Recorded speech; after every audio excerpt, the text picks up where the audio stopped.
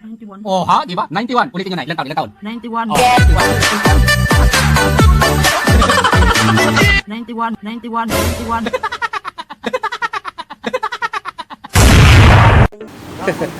Ayan o. Ito yung aming mga service. Ayan. So, andito na kami ngayon sa location namin pupuntahan. Hindi kami nakapag-vlog kanina bago kami umilis kasi maghahabol kami ng oras. Ayan si Sir Jervis. Ayan. Ayan si ma'am. Ang kanyang may bahay. Ayan. So, pupunta kami doon sa taas kay Sir Noel. At mayroon kami bibilihin pyesa. So, ayun o. Sa taas. Doon kami pupunta. Okay, let's go. Ano sir, type mo? Ganda sir, ano? Lupit oh. Oh, yan yung mugs ng kay Sir Jervis. Pang RS 150. Pangarap yan. Pangarap ko. Yan ang ano. Galing. Sobrang nata. Ano naman yung panghuli? Oh, galing. Itong maibigay natin. Ayan. Kasi itong tipos, butterfly.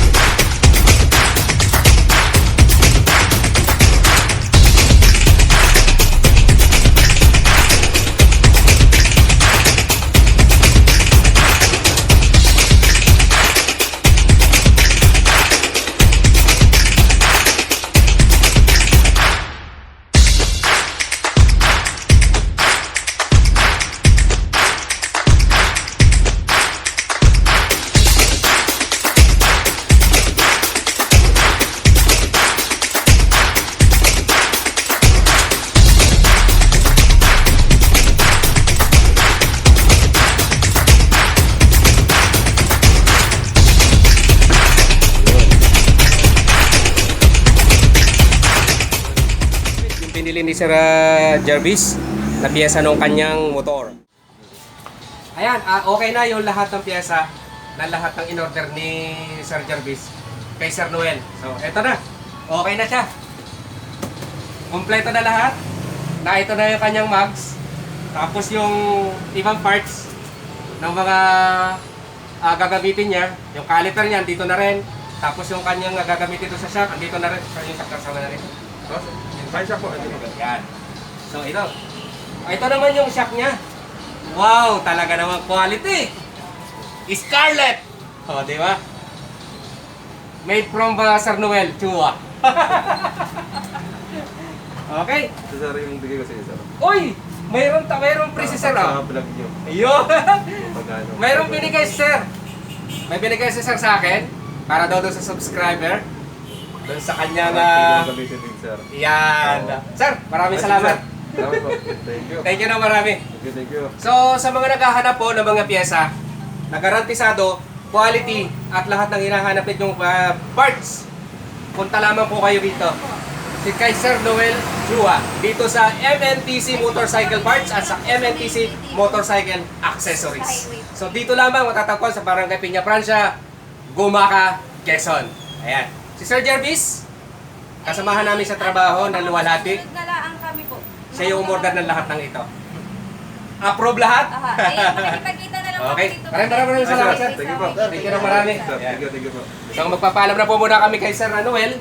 Kami pabiyahe pa. Bye-bye. Okay. Ano kami maghihiwalay nila Sir Jervis at may bibiling pa sila mag-asawa.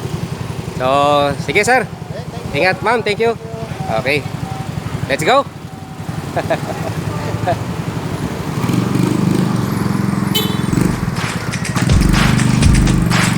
Okay. So, sipat na rin tayo. Tayo yung mauuna na pa Lopez. So, mabiyahe na rin tayo. So, ito yung mga karga ko. Ito yung mga karga natin.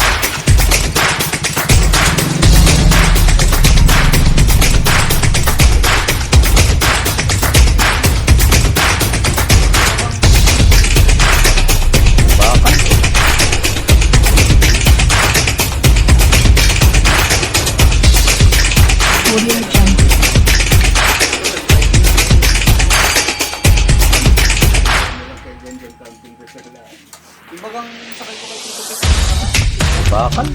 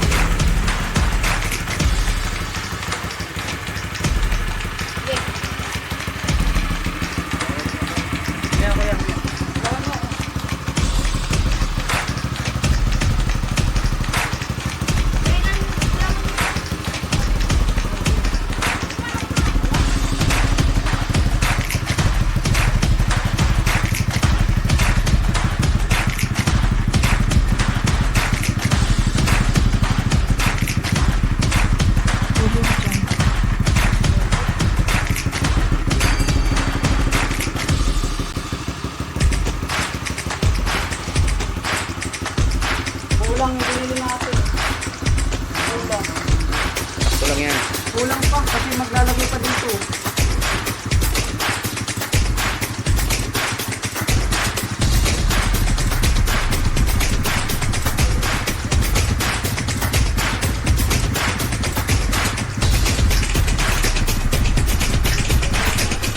Bababa na yan doon.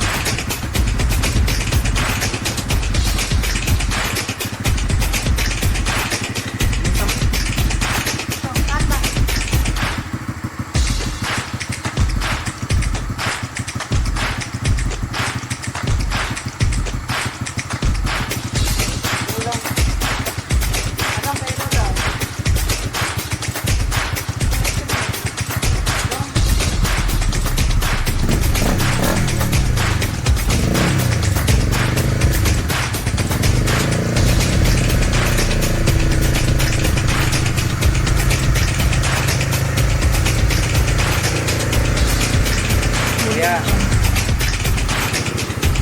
Dito sakto na. Okay na dito. Dito na lang. Batak na dito. Yung kulit mo. tama na yan. Takpan muna. Oil cooler lang naman yan eh. Wala na tayong pamili. Wala yan. Try lang. Try lang yan. Tingin mo. Tingin yan. Ano yun? Toothpaste.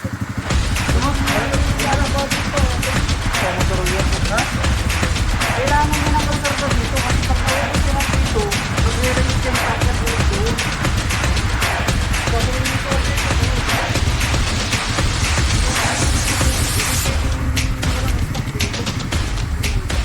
Laser mo daw. Aray ko. Laser mo. Technician ka, wala pa relate. Kapit mo yung relay para gumana yung laser. Okay mo na to. Toothpaste.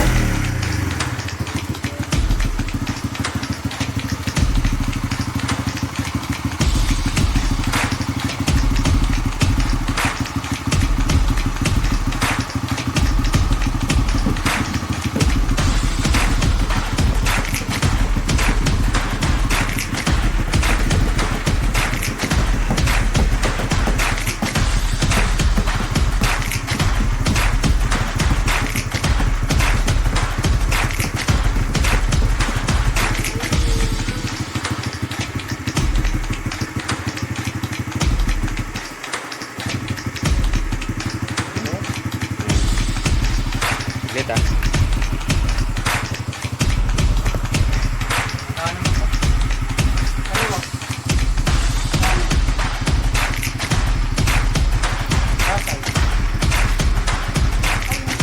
Kabila. Kabila.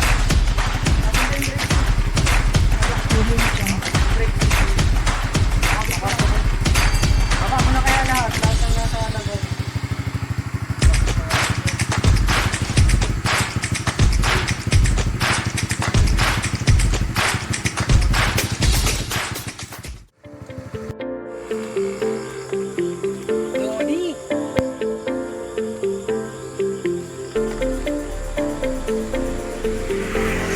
Alright, mga kakubid, ito na po ang resulta ng ating RS150 Reborn.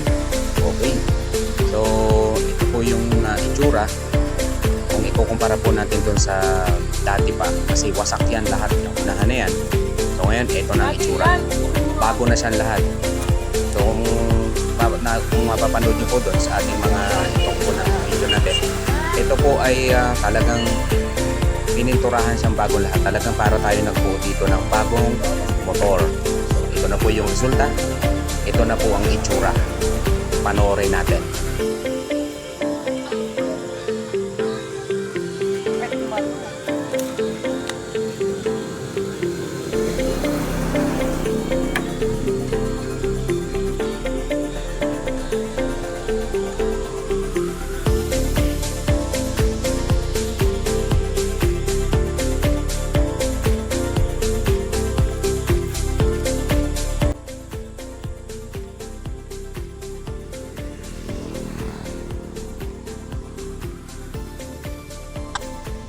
Ayan, sa una pong pinagdalhan nito, doon sa unang pinagdalhan nitong motor na ito para ipagawa siya na panibago. So palit lamang ng lahat ng piyesa na nasira, umabot ng 90,000. Pero dito po sa amin, nung dilala po ito dito sa amin, sa shop namin, hindi pa po umabot ng 30,000 ang ginastos ng may-ari nito. At ang kagandahan po dito, doon sa kanyang unang pinagdalan, hindi po pipinturahan lahat at hindi po i-reborn. Kumbaga, papalitan lamang yung mga nasirang pyesa dahil sa aksidente. Pero ang ginawa po dito, nung dinala po ito dito sa amin, ito po ay talagang para kaming nagbuo ng panibagong motor dahil kinalas lahat ito. Makikita naman po natin doon sa una na video nito dahil pinaklas po lahat ito at pininturahan din po yung chassis at saka yung lahat ng kanyang part ay pininturahan din. So mapapansin yung mga COVID ay talagang bagong-bago po ito, pero hindi po ito umabot ng 90,000 na kulang 30,000 lamang ang ginastos. Halos wala pa yata, wala pang wala mga ganon o mga kulang 30,000 ang nagastos lang nung may-ari dito. So mga kakubid, sa mga nagnanais po na magpagawa at magpa-reborn ng inyong mga motor, kahit anong klaseng motor pa yan, dalahin nyo po lang po dito sa amin sa Barangay Concepcion, Lopez, Quezon, sa Saspa Residence, JJ Motorcycle Repair Parts, Repair Shop. Alright, so sa mga gusto pong magpagawa, tawagan lamang po ninyo ang mga numero na nandito sa baba at makikita nyo po dyan. Tawag na lamang mo po kayo para sa inyong mga information at mga gusto nyo at mga tanong ninyo. So tawag na lamang po kayo sa mga numerong yan. Okay?